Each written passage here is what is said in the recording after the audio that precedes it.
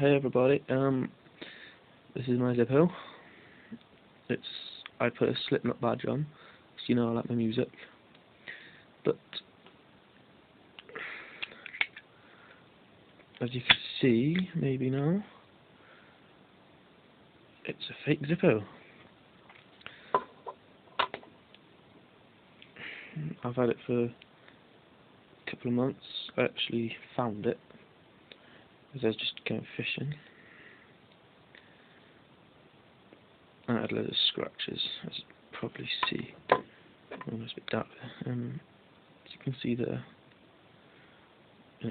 I have no more there. That's why I stuck the badge on. Didn't come like that. But sad story now. Well, for the Zippo anyway. Tomorrow might be its retirement, because I've got a Zippo in the post from Amazon. Yay! It's from Full Metal Jacket. This is my Zippo, all that. And yeah, I should be getting it tomorrow, and then hopefully when I get some more money from work and stuff, I'll get my own.